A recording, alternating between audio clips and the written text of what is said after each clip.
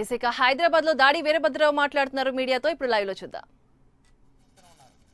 NT Ramarao గారు Telugu Desam party పెడుతున్నప్పుడు నేను ₹2 కిలో బియ్యం పెడతానని చెప్పినప్పుడు పార్టీ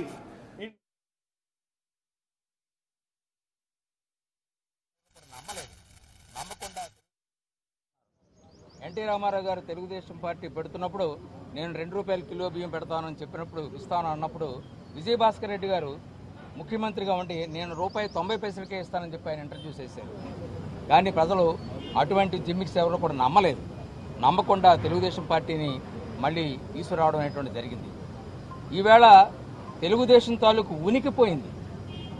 తెలుగుదేశం అంటే ఏ కాంగ్రెస్ పార్టీ ఈ రాష్ట్రం నుండి ఈ దేశం నుండి వెళ్ళగొట్టబడాలో అటువంటి కాంగ్రెస్ పార్టీని డీథ్రోన్ చేయడం కోసం ఎన్టీ రామారావు గారు తెలుగుదేశం పార్టీని పెట్టడం జరిగింది. దానికి ఆయన కృషి చేసి రాష్ట్రంలోనూ నేషనల్ ఫ్రంట్ చైర్మన్గా కేంద్రంలోనూ కూడా కాంగ్రెస్ ప్రభుత్వాన్ని దించడం జరిగింది. నాన్ కాంగ్రెస్ పీపుల్ అన్నింటిని అందరినీ కూడా ఏకం చేయడం జరిగింది. జయప్రకాష్ నారాయణ తరువాత కాంగ్రెస్ పాలనను ఈ దేశం నుండి వెళ్ళగొట్టినటువంటి నాయకుడు ఎన్టీ రామారావు గారు. కానీ ఈవేళ తెలుగుదేశం పార్టీ ఎన్టీ రామారావు గారి తాలూకు ఆశయాలను పూర్తిగా గాలికి వదిలేశారు చంద్రబాబు నాయుడు గారు. గాలికి వదిలేయడమే కాకుండా తెలుగుదేశం పార్టీ ఈవేళ తెలుగుదేశం పార్టీగా చూసేటువంటి పరిస్థితి కనపడడం లేదు. ఇది తెలుగు కాంగ్రెస్. ప్రస్తుతం ఉన్నటువంటిది తెలుగుదేశం కాదు. దీన్ని తెలుగు కాంగ్రెస్ కింద మార్చి కాంగ్రెస్ పార్టీకి తెలుగుదేశం పార్టీని అనుబంధ సంస్థగా తయారు చేశారు. ఇది చాలా విచారించాల్సినటువంటి అవసరం. ఎన్టీఆర్ ఫ్యాన్స్ లాంటి మాలాంటి కానీ అలాగే తెలుగుదేశాన్ని అభిమానించేటువంటి వారు కూడా బాధపడేటువంటి పరిస్థితులు ఈవేళ రావడం అనేటువంటి జరిగింది. దీనికి తెలుగుదేశం పార్టీకి ఆఖరికి ఎవరు పరిపాలిస్తున్నారో అర్థం కాదు. మీదని దీనికి గౌరవాధ్యక్షులుగా జాతీయ గౌరవాధ్యక్షులుగా రాహుల్ గాంధీ ఉన్నారా, లేకపోతే నిజంగా చంద్రబాబు నాయుడు ఉంటారా? ఇదంతా అనుమానాస్పదంగా ఉండేటువంటి పరిస్థితి. ఏ క్షణంలో అయినా ఈ తెలుగుదేశం పార్టీని కాంగ్రెస్ పార్టీలు నిమజ్జనం చేసేటువంటి పరిస్థితులు కూడా మాకు కనిపిస్తున్నాయి. అంటే ఆయన మీద విశ్వాసం లేదు. ఈ స్ట్రక్చర్ మీద ఆయనకు విశ్వాసం పోయింది పూర్తిగా. ఈ విధానాలని అనుసరించాలనేటువంటి భావం పోయింది.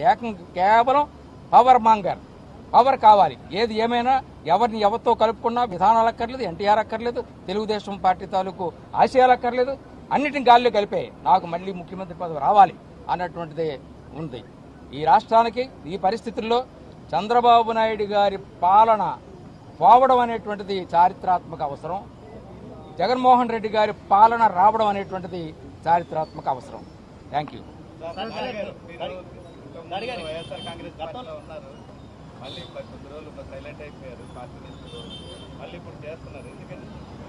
కొన్ని స్థానిక పరిస్థితుల వల్ల ఇప్పుడే చెప్పాను, ఓపెనింగ్ అలా చెప్పాను, కొన్ని స్థానిక పరిస్థితుల వల్ల వీరికి దూరం కావాల్సి వచ్చింది. ఇప్పుడు ఆ స్థానిక పరిస్థితులు కూడా క్లియర్ అయ్యాయి. కాబట్టి ఇవాళ మళ్ళీ వారి చేతికి వారి నాయకత్వాన్ని అంగీకరించి ఇక్కడ రావడం మేము ఇప్పుడు పార్టీలో చేరాం కాబట్టి మమ్మల్ని ఏ రకంగా పార్టీ ఉపయోగించుకుంటారన్నటువంటిది జగన్మోహన్ రెడ్డి గారి తాలూకు నిర్ణయం. సార్, మీరు గతంలో కూడా ఎలక్షన్ ముందే జగన్ గారి మీద నమ్మకంతో వచ్చారు, ఎలక్షన్ తర్వాత దూరం అయ్యారు. మళ్ళీ ఎలక్షన్ వస్తున్నాయి కాబట్టి జగన్ గారి మీద నమ్మకం వచ్చిందా, లేదంటే ఈ 4.5 సంవత్సరాలుగా ప్రతిపక్ష నాయకుడిగా చేసిన పోరాటాల మీద నమ్మకం వచ్చిందా? డెఫినెట్గా.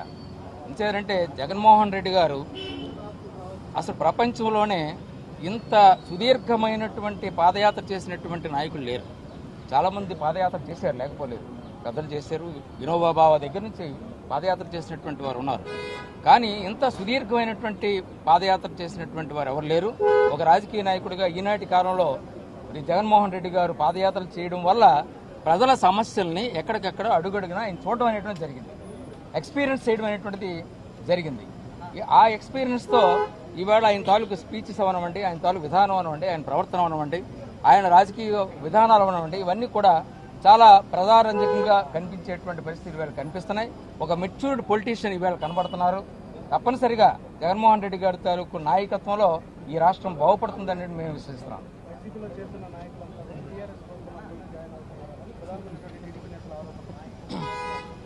చంద్రబాబు నాయుడు గారు అనేక ఆరోపణలు చేయడంలో సిద్ధహస్తులు.